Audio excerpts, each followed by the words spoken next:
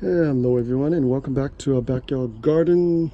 Today's July 1st, 2019. Wow, what a hot and beautiful day. Sunny sky in the mid 80s plus degrees. So far the weather is nice and warm this couple of days. We had a kind of like gloomy June month and not too much sunlight. It's below average temperature for the summer. But at any rate, hopefully in the month of July, the warm weather will pick up and will help all this fruit producing plants, summer plants. Well, today let's talk quickly about the bitter melon plant. What you see here, all this here were here last season. This here right now are the volunteers. They just grow like crazy. As soon as the temperature warm up, they grow like crazy. They don't require much care. They just need a decent trellis space and good amount of sunlight, and they will grow very nicely.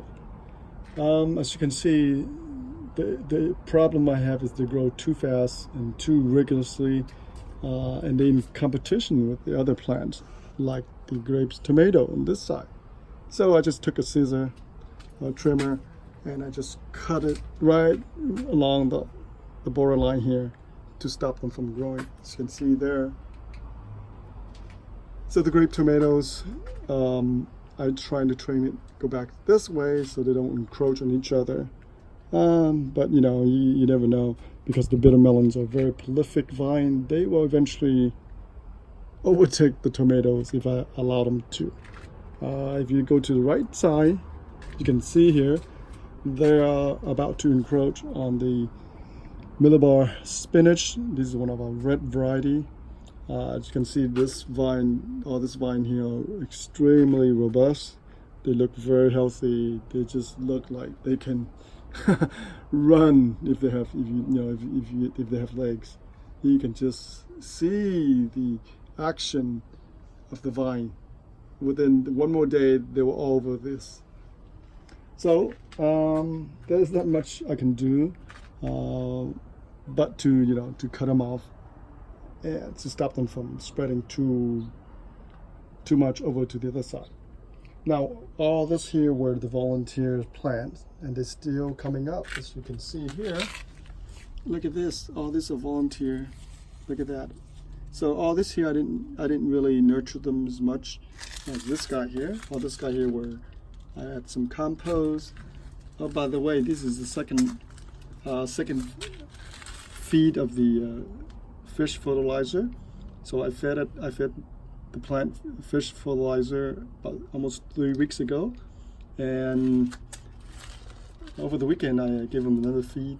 So this is the second time I feed the fish fertilizer, and it seems like they do like the fish fertilizer. It's very effective, but watch out, if you put too much and it smell too much, the critters at nighttime will come over and dig up your plant. But this time I didn't have that problem. Anyway, let's get back to the bitter melon.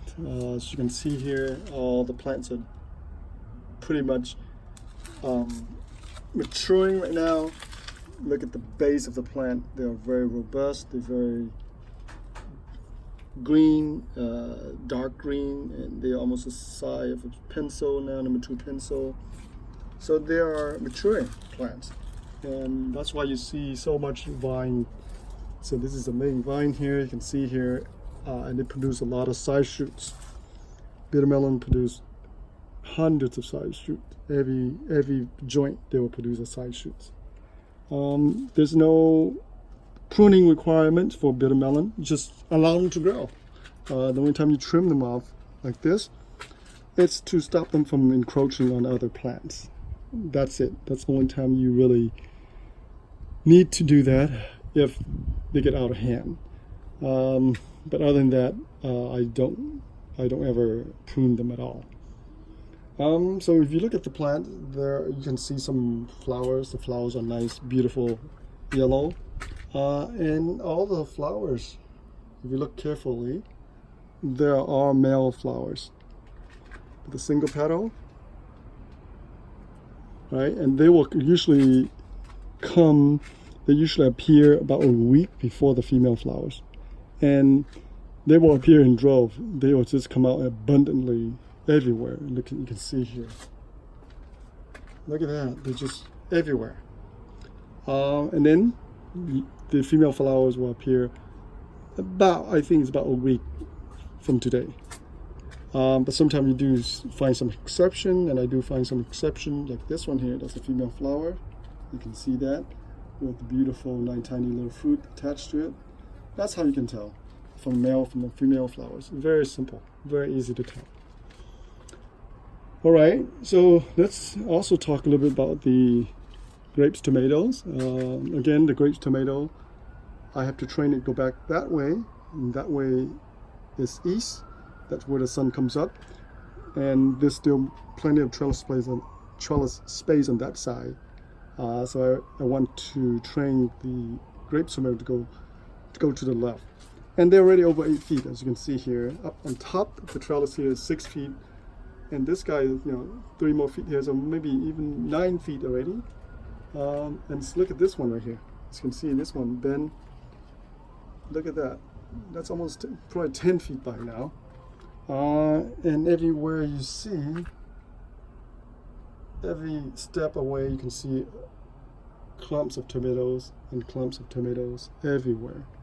So this plant is producing a lot of tomatoes. It's very beautiful. Look at this. Look at that. In terms of flavor, it's very nice flavor. The fruit is dry and is wonderful in salad, because that's what the purpose is. I plant this variety for that reason, because when you put tomatoes in your salad, you don't want it to be too soggy. You don't want the juice to run out too soggy. It's kind of make your salad soggy. It's kind of strange. On the other hand, if you like to make fruit juice, right, then you would use the cherry tomato, the round variety, with a lot of juice, and you can blend that with other fruit to make a nice smoothie or even a juice to drink. But with this variety, it is better in a salad.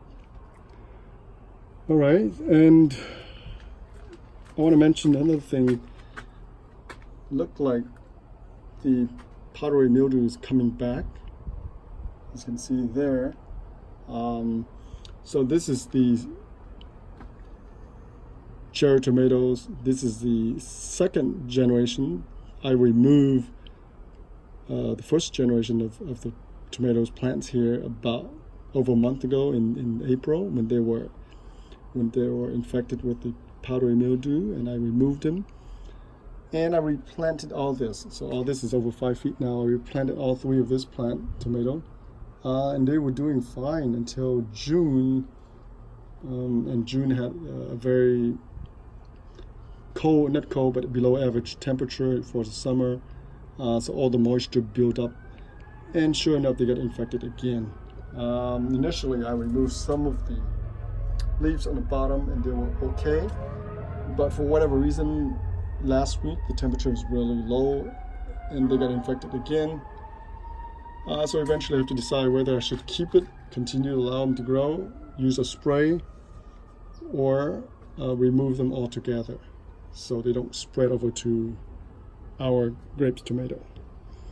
So this weekend I have to decide whether I should use a spray on this plant to get rid of some of the powdery mildew. As you know, that usually the affected part usually from the below, because that's where most of the moisture, and usually you don't find them on top, because on top is nice and hot, and it's a lot of airflow, and the sun will destroy some of the powdery mildew.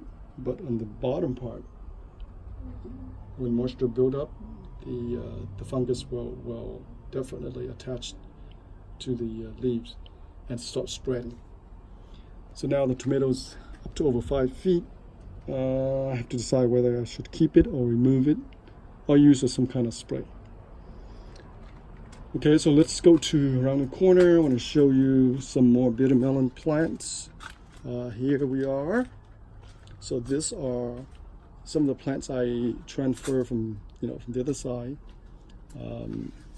And again, they are taking over the trellis. The trellis space on top is over 6 feet. And now they are pretty much taking over the trellis. The only way that I need to do is control them from this point on, because this side is the calabash girl, this is the opal, and I will train the opal to go to the right side. And maybe this is where the borderline I will stop the bitter melon up to here. So they still have some more room to spread out before I stop them. Now, by looking at this, you can't really tell which plant is doing well and which plant is not doing so well. The only way you can spot the plant is really to focus in on the base of the plant. Of course, obviously, the plant that is most robust, large base growth, that's how you can tell. So this one, as you can see, is very nice and thick. It's about the size of a pencil. I don't know if that makes sense. And if you look at the other side, it's still tiny. You can see they're tiny, teeny tiny, and even the leaves and the vine, the main vine is tiny compared to the main vine right there, right? So you get the idea.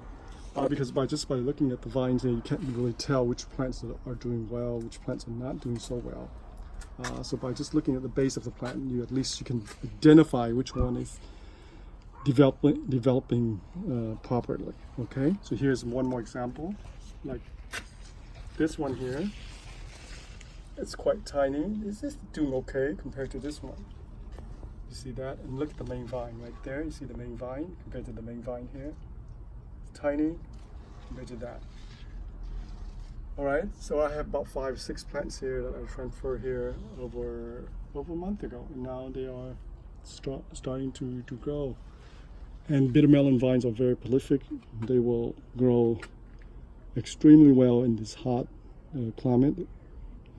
The only thing you have to worry about is that make sure you have enough trellis space for them to climb, and they don't encroach on other plants that you are growing in your garden.